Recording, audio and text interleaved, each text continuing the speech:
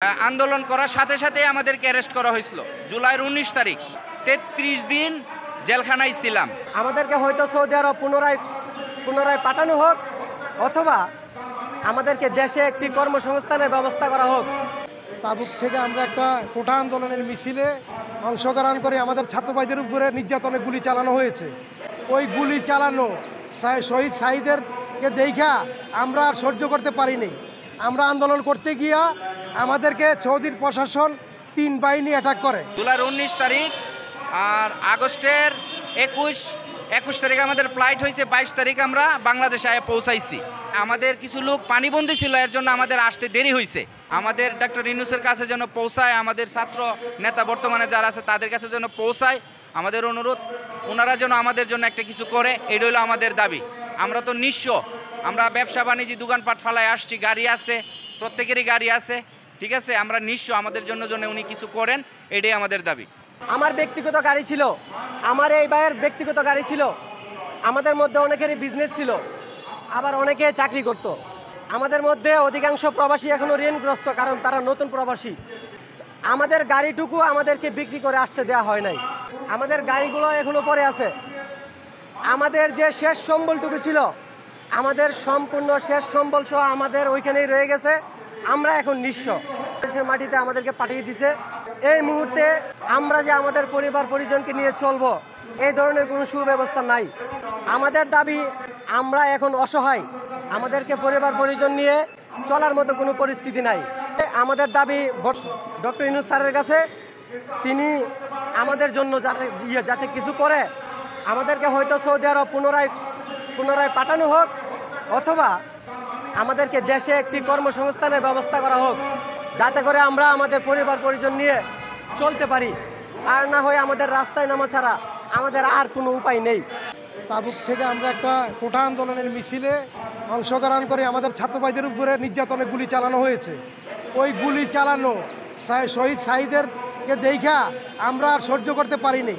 আমরা আন্দোলন করতে গিয়া আমাদেরকে সৌদির প্রশাসন 3 বাহিনী অ্যাটাক করে, এবং জাওয়াজাত পুলিশ এবং সিআইডি, ওনারা আমাদেরকে অ্যাটাক করে আমাদের নেতৃস্থানীয় 8 জনকে আমাদেরকে অ্যারেস্ট করে।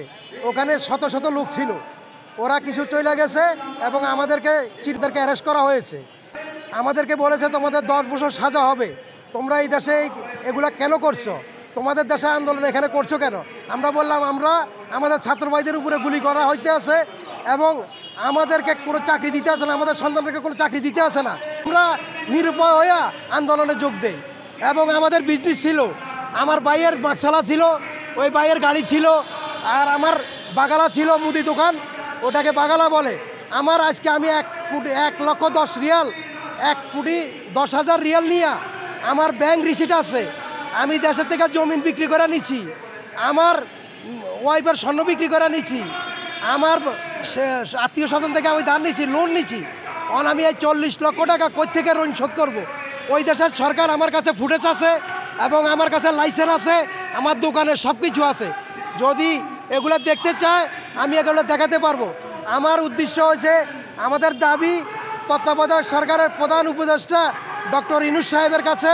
আমরা তো নিঃস্ব হয়ে গেছি, আমাদেরকে চাকরি বাকরি কী ব্যবস্থা করব, না আমাদেরকে কি অনুদান দিবেন আপনারা, আর না আমাদের ওই দেশে ফেরত পাঠান। আমাদের জন্য সরকার কিছু একটা করুক। ক্ষতিগ্রস্ত হয়ে আসছি, একদম নিঃস্ব হয়ে আসছি, আমাদের জন্য সরকার কিছু একটা করুক, এটাই আমাদের দাবি। আমরা সৌদি আরব প্রবাসী, সৌদি আরব তাবুক জেলায় আমরা ছিলাম।